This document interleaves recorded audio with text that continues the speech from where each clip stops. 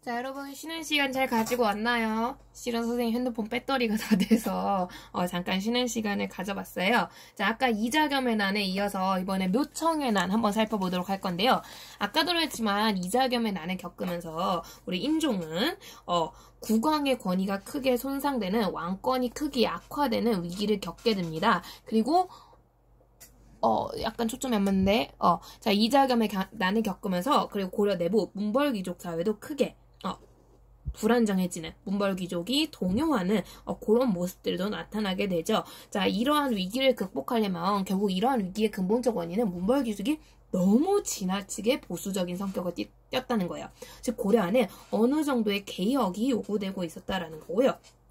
자, 인종은 이러한 개혁을 추진을 함으로써 왕권을 다시 회복하려는 국왕의 권위를 높이려는, 강화시키려는 그러한 이제 모습을 띠게 됩니다. 자, 그런데 여기에서 이 개혁을 가로막는 큰 장애물이 하나 있었으니, 자, 여러분 옛말에 호랑이가 없는 곳에선 여우가 왕노릇한다. 호가 호비라는 말이 있죠. 그것처럼 이자겸이라는 큰 호랑이를 몰아냈더니 인종에게 큰 새로운 적수가 생겼어요. 바로 이자겸을 몰아내는데 큰 공을 세웠던 척준경이라는 장군입니다. 이 척준경, 이미 이 사람은 굉장히 유명한 사람이에요. 척준경은 이제 여진정발 때 윤관의 밑에서 큰 공을 세웠던 사람이기도 하고요. 자, 이자겸과 더불어서 엄청난 군사력을 바탕으로 권력을 누리던 사람입니다. 자, 이 사람이 이자겸을 몰아낸 후에는 인종을 무시하고 자기 멋대로 정치하는 모습이 잠깐 나타나요. 자, 그러니까 인종 입장에서는 솔직히 얘도 마음에 드는 애는 아니잖아요. 자기 궁궐을 불태웠던 어떻게 보면 반란 세력인데 너무 나대니까 조금 제압할 뭔가 이제 건수를 찾으려고 애를 씁니다. 근데 이제 척준기가 워낙 무서운 사람이다 보니까 주위의 문벌귀족이 함부로 대응하지 못하는 모습을 보이게 되는데요. 자, 여기에서 용감하게 척준경을 공격하면서 상소를 올리는 사람이 나타나요. 자, 이 사람이 정지상이라고 하는데요. 나중에 여러분 국어 시간, 문학 시간에도 종종 만날 수 있는 사람입니다. 글을 무지 잘 썼던 문학인이거든요. 그래서 시를 엄청 잘 썼던 사람인데 그 엄청난 글솜씨로 척준경이 비록 이자겸을 몰아내는 공을 세웠으나 척준경이 신하로서 이 궁에 머무를 수 없는 이유들을 조근조근 굉장히 논리적이고 합리적으로 따지게 됩니다. 결국에 인종은 이 정지상의 상소를 계기로 척준경을 권력에서 몰아낼 수 있게 되고요. 자, 그러면서 얼마나 이 정지상이 예쁘겠습니까? 그래서 정지상을 비롯한 정지상과 가까웠던 마침 이 세력들은 이 척준경 때문에 가로막혀있던 인종의 개혁도 굉장히 지지를 하는 세력이었거든요. 얘네들을 막 등용을 하게 되는데요. 자, 교과서에도 나오다시피 그 세력이 바로 정지상을 비롯해 윤언이, 그리고 이들과 굉장히 가까웠던 승려였던 묘청 등등이 되겠고요. 자, 근데 따져보니까 얘네들이 대부분 고향이 서경을 중심으로 하는 애들이었다라는 거예요. 자, 서경, 고구려의 옛 수도죠. 그러다시피 과거 고구려의 모습을 되찾는 걸 되게 중요시 여겼던 세력이고요. 자, 이러한 개혁 세력을 어느 순간부터 사람들은 서경파라고 부르게 됩니다. 그러면서 이 서경파는 인종을 지지해서 고려가 왜 고려입니까? 과거 고구려의 모습을 되찾아야 됩니다. 라면서 굉장히 적극적이고 공격적인, 그러면서 뻗어나갈 확장적인 그런 모습들을 보이게 되고요. 특히 그러면서 서경을 중요시하는, 고구려를 회복하려고 했던 그 정책, 북진 정책의 중요성을 강조하게 되는데요. 문제는 우리 인종 시기에 북진 정책이 잠시 중단되는 모습을 띠게 돼요. 왜냐? 앞에서 나왔던 이자겸 때문이었죠. 이자겸이 당시 중국의 거대한 세력이었던 여진의 후예들이 만든 금이라는 나라의 4대 관계를 수용하게 되고요. 자, 4대 관계, 금이라는 중국의 나라를 주인으로 모시겠다. 나의 큰 나라로서 섬기겠다라는 그런 내용이기 때문에 결국 우리는 중국에게 공격적인 모습을 띌 수가 없어요. 즉 북진 정책이 폐지되었다라는 얘기를 모습을 볼 수 있는 거고요. 서경파는 이런 점에 대해 굉장히 많은 불만을 내세우면서 결국 이 금과 사대 관계, 인종이 허락한 거 아니지 않느냐, 이자겸이 멋대로 맺은 건데 이자겸의 난의 부작용이다, 이자겸이 멋대로 한 거기 때문에 이거를 당장 취소를 하고 다시 북진 정책으로 돌아와서 좀 더 적극적인 모습을 뛸 필요가 있다. 그런데 우리가 결국 이러한 정책들을 포기해야 될 만큼 위기를 겪었던 이자겸의 난이 일어나게 된 이유가 뭘까? 그러면서 서경파가 제안하는 거죠. 바로 옛부터 우리 고려에서 유행했던 풍수지리설에 따르면 그 땅의 기운에 따라 왕조의 흥망성쇠, 왕조가 발전하고 쇠퇴하고가 결정되는데 지금 고려 수도인 개경의 기운이 너무 나빠졌기 때문에 개경이 오랜 기간 수도로 머물면서 이 기운이 다 떨어졌기 때문에 그래서 수도로서 적합하지 않기 때문에 이런 안 좋은 일들이 일어난 거야. 이제 개경이 아닌 새롭게 기운이 왕성한 기운이 아주 뻗어나가고 있는 그러한 수도를 잡아야 되는데 그곳으로 서경이 아주 적절하다라는 주장을 피게 되고요. 그러면서 이 서경파 시작은 정지상이었으나 실제 이제 우두머리는 묘청이 담당을 하게 됩니다. 그래서 묘청을 중심으로 한 서경파가 이제 수도를 서경으로 바꾸어 고려가 훨씬 발전할 필요가 있습니다라는 주장을 하게 됩니다. 그러한 모습을 흔히 묘청을 중심으로 한 서경 천도 운동이라고 많이 표현을 해요. 그래서 그 선생님 어렸을 때 같은 경우는 교과서 이제 이 사건을 묘청의 난이라고 하기보다는 묘청의 서경천도 운동이라는 이름을 더 많이 썼습니다. 그래서 실제 아직도 그렇게 쓰는 책들도 많고요. 그래서 묘청을 중심으로 한 서경파가 서경천도 운동을 펼치게 되는데요. 결국에 이 서경천도 운동은 북진정책 이런 것들과 연결이 되기 때문에 고려의 영토를 더 확장시키자는 얘기고요. 영토 확장, 과거부터 누가 잘났다를 보여주는 단적인 사업이었죠? 그렇죠. 국왕의 뛰어남을 보여줄 수 있는 대표적인 사업이거든요. 결국 이러한 운동은 왕권 강화와도 연관이 될 수 있기 때문에 인종의 입맛에 굉장히 잘 맞는 현재 인종에게 굉장히 필요했던 사업이라고 볼 수 있습니다. 그러면서 더더욱 인종은 이 서경파들을 아끼는 모습을 보이게 됩니다. 그러면서 인종의 그러한 이 신임을 이용해서 믿음을 이용해서 끊임없이 묘청 세력 서경파가 주장을 펼쳐요. 그 주장이 대표적으로 교과서에 아주 잘 표현되어 있습니다. 고려사에 실제 기재되어 있다라고 얘기했죠. 묘청이 얘기해요. 서경 임원역은 그냥 지명 이름이에요. 그래서 서경의 땅은 음양가가 말하는 큰 명당. 결국 이게 풍수지리설을 의미하는 거죠. 명당이라서 궁궐을 짓고 여기로 옮겨 지내면 천하를 병합할 수 있고 천하를 고려의 땅으로 만들 수 있고 금이 스스로 항복할 것이고 우리가 사대 관계를 맺어야 될 정도로 강력했던 금나라가 스스로 넘어올 것이고 36나라 고려 주위에 있던 작은 모든 세력들을 통합해서 이른 그냥 고려 주변 국가라고 보시면 돼요. 그래서 뭐 거란이 됐건 여진이 됐건 일본이 됐건 고려 주위에 있는 많은 나라들이 우리 밑으로 들어올 것이다 라고 제안한 거고요. 그러면서 이렇게 고려가 뛰어나질 것이니까 고려가 단순한 왕이 아니라 황제다운 모습을 띠는 것도 괜찮다는 거죠. 그래서 연호를 제정하고 황제를 칭할 것이다 라고 제안을 했다라는 거죠. 그래서 고려가 황제국 체제를 띠면서 금나라도 정벌하고 훨씬 더 발전적인 과거 고구려와 같은 그런 모습으로 돌아갈 필요가 있다. 그러기 위해선 어디로 땅을 옮겨야 된다? 서경천도를 해야 된다. 이런 주장을 피게 됩니다. 굉장히 인종의 구미에 딱 맞는 입장인데요. 그런데 인종이 섣불리 이 서경천도 운동을 실시하지 못해요. 왜냐하면 이 서경파라는 새로운 세력이 인종에게 이러한 주장을 펼칠 때 이미 서경파가 등장하기 이전부터 개경을 터전으로 잡고 있던 문벌 귀족들이 있었거든요. 자, 그러다 보니 이 세력들 개경을 터전으로 삼고 있기 때문에 함부로 이동하는 걸 좋아하지 않는 세력인 거죠. 그래서 이들을 서경에 반대하는 세력, 개경을 근거지라는 세력이라고 해서 개경파라고 부르게 되고요. 유명한 역사서인 삼국사기를 지었던 저자 김보식이라는 사람을 중심으로 하는 세력인데요. 자, 이 개경파, 즉 기존의 문벌귀족 세력인 거죠. 이자겸의 난이 있던 그 시기부터 존재하고 있던 강력한 권한을 지니고 있던 굉장히 세력이 강했던 문벌귀족 세력이라고 볼 수 있고요. 이 개경파가 서경천도 굉장히 위험합니다 하면서 강력한 반대 메시지를 던집니다. 그 내용도 역시 교과서 127조 잘 나와 있는데요. 이 아저씨가 김보식인 거죠. 제안을 하는 거예요. 그러면서 이건 조금 뒤에 나오는 내용인데 여름에 서경 대화궁에 서경이 지었던 궁궐이에요. 거기에 벼락이 떨어졌는데 그곳이 정말 기운이 좋은 땅이라면 그럴 리가 없습니다. 그러면서 이곳에 가서 재앙을 피하려면 잘못이 아니겠습니까? 또한 서경 지방의 추수가 그러니까 풍수지리설을 글러 먹었다는 얘기예요.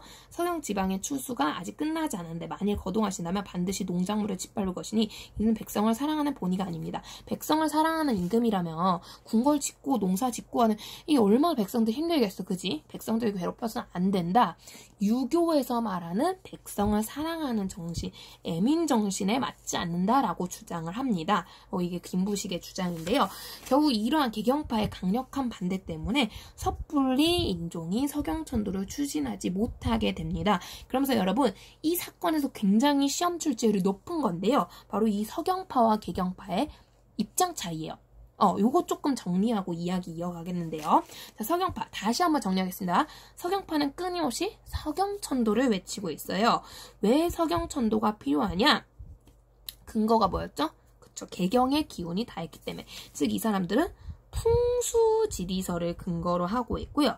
동시에 이제 직접적으로 드러나진 않지만 묘청이 승려 출신이기 때문에 지금 여기에 나타나지는 않지만 암암리에 불교의 모습도 약간은 들어가 있습니다. 그래서 풍수지리설과 불교를 기반을 하고 있고요. 그러면서 우리가 서경으로 가야 되는 이유, 우리가 누굴 계승해서, 그치? 고구려를 계승했다는 역사의식을 가지고 있고요. 고구려를 계승했기 때문에 우리가 무슨 정책을 다시 할 필요가 있어? 북진 정책을 다시 할 필요가 있는 거예요. 북진 정책을 다시 한다. 즉 어느 나라를 정벌해라? 금나라를 정벌할 필요가 있다. 금정벌을 주장을 하는 거고요. 그러면서 동시에 금나라를 정벌을 함으로써 금나라 못지않게 금나라도 하는데 우리도 황제국 체제가 될 필요가 있다라고 하면서 고려 임금이 아닌 고려 황제라는 표현을 쓸 것, 그리고 황제국 체제에 걸맞게 가장 상징 연호를 쓸 것, 요런 것들을 굉장히 강조합니다. 그래서 상당히 지금의 고려를 바꾸려는 개혁적인 모습도 보이고요.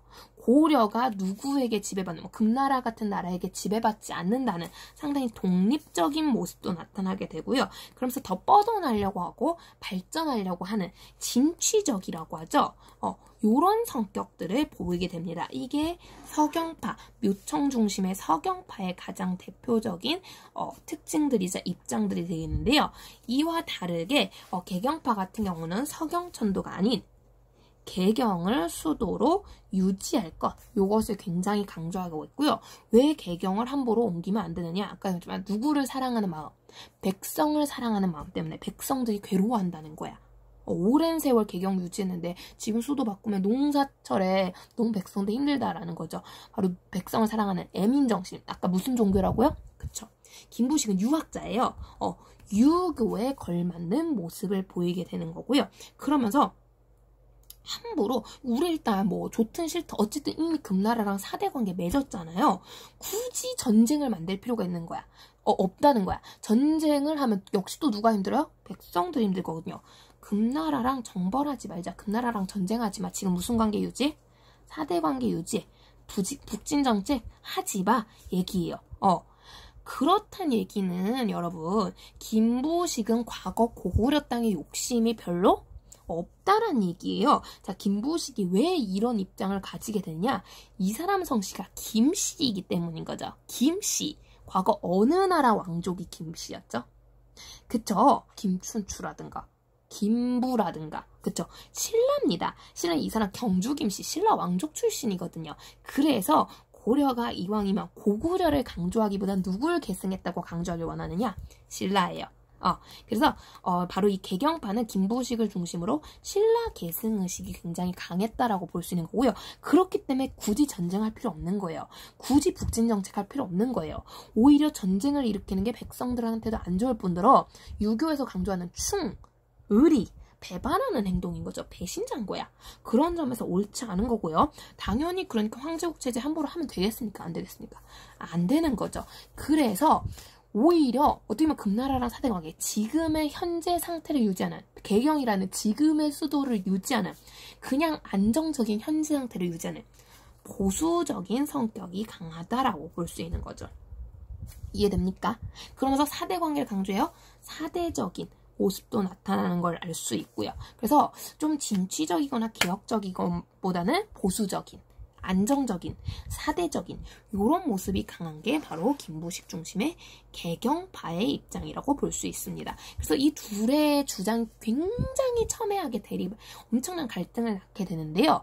자, 인종 입장에서는 그래도 누구 주장이 현재 더 입맛에 맞다고요? 더 필요하다고 느껴진다고요? 자, 인종의 가장 큰 미션이요. 왕권을 강화해야 되는데, 그쵸? 거기에는 요 서경파 입장이 더 마음에 든다는 거죠. 그래서 개경파의 끈질긴 방해 때문에 대놓고 나 서경천도 할 거야 라고 외치지는 못하지만 은근히 서경에 선도하려는 움직임을 조금씩 드러내기 시작합니다. 그 상징이 바로 서경에다 궁궐을 짓는 건데요. 아까 교과서에 나왔죠? 그 궁궐 이름이 뭐라고요? 그쵸?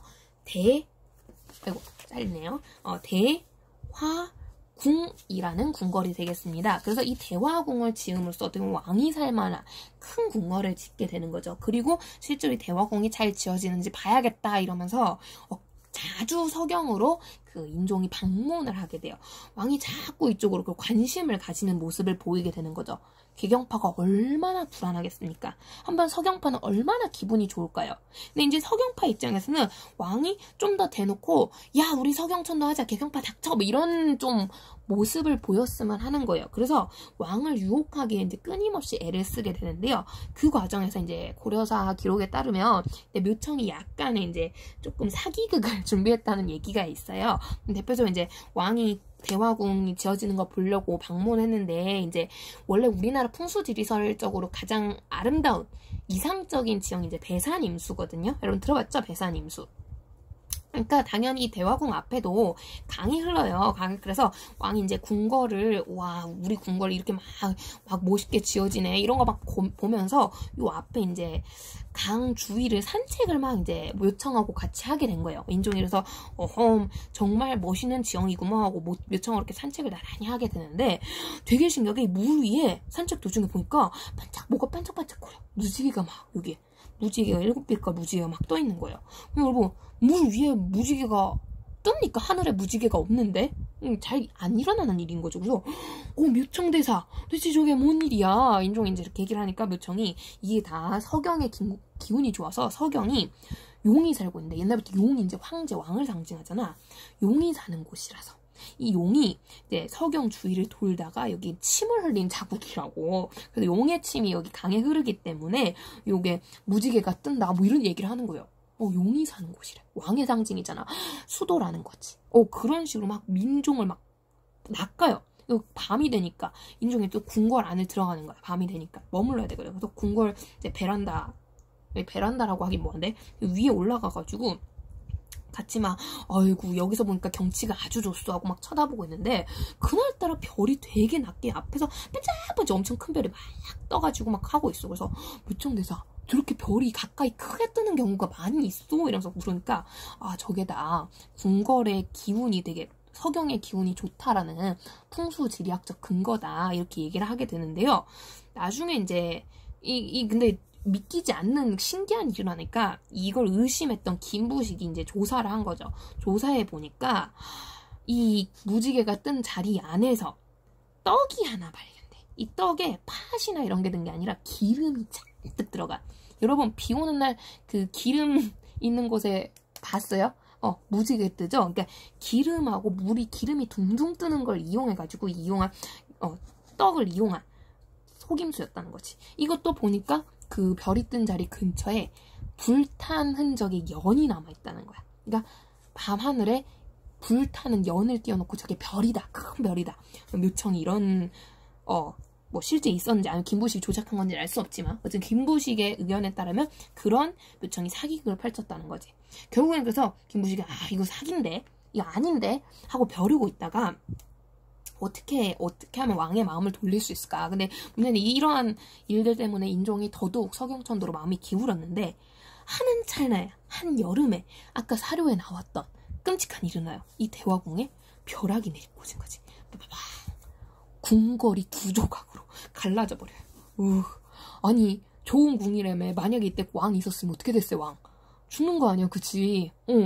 그걸 보면서 아까 김부식이 이런 주장을 한 거예요. 정말 풍수지리학적으로 여기가 좋은 곳이면 벼락이 떨어질 리 있겠습니까? 실은 임금님, 당신이 봤던 그 좋은 기운들 이거 다 묘청의 구라였어요. 이러면서 김부식이 그제 와서 이제 증거랑 같이 제출을 하게 된 거고요.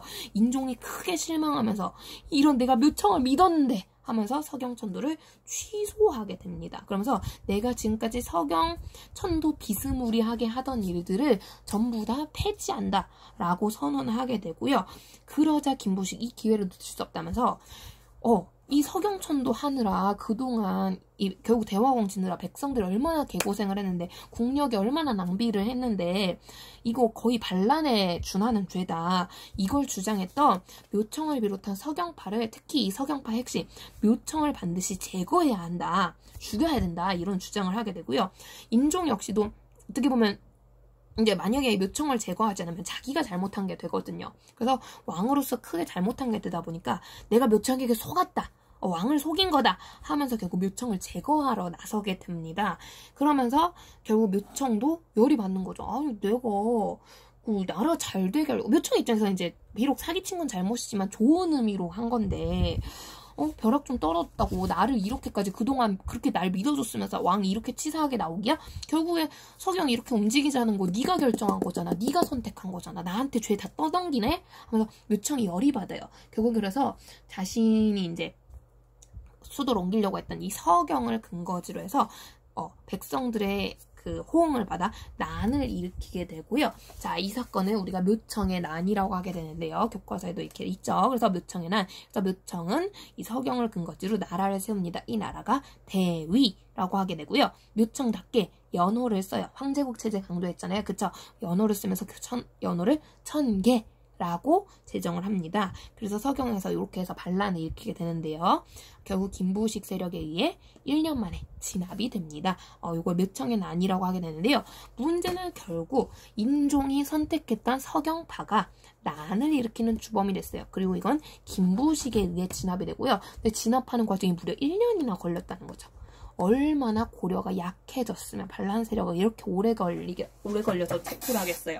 그런 점에서 결국에 인종 입장에서는 왕권을 강화하고자 시도했던 서경천도였으나 안타깝게도 이 사건은 오히려 왕이 얼마나 무능하며 왕이 얼마나 사람 보는 눈이 없으면 하면서 오히려 인종의 권위를 약화시키게 되고요. 그리고 사건 과정에서 아예 대놓고 귀족 세력이 개경파 대 서경파 완벽하게 분열을 합니다. 그러면서 더더욱 문벌 귀족 사회의 동요가 급속도로 가속화되는, 더욱 심해지는 모습을 보이게 됩니다. 그리고 결국 이 과정에서 가장 큰 공을 세운 사람이 누구예요?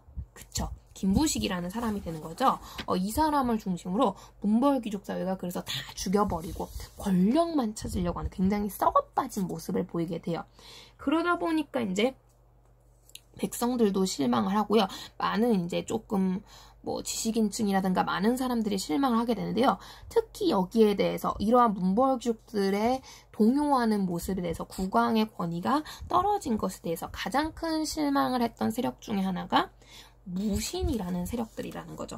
그러면서 결국 이 무신들이 세상을 뒤엎어버리는 무신정변이라는 사건이 나오게 되는데요. 자, 왜 하고 많은 계층 중에 무신 세력이 이렇게 난을 일으키게 된 건지, 무슨 불만이 있었던 건지 다시 한번 복습을 하는 영상 다음번에 올리도록 하겠습니다. 자, 오늘 영상은 여기까지고요. 영상이 2개나 돼서 합치면 거의 1시간 가까이 돼서 조금 길긴 한데 여러분, 내용 자체는 굉장히 간단하고 쉬우니까 편한 마음으로 들어보시면 되겠습니다.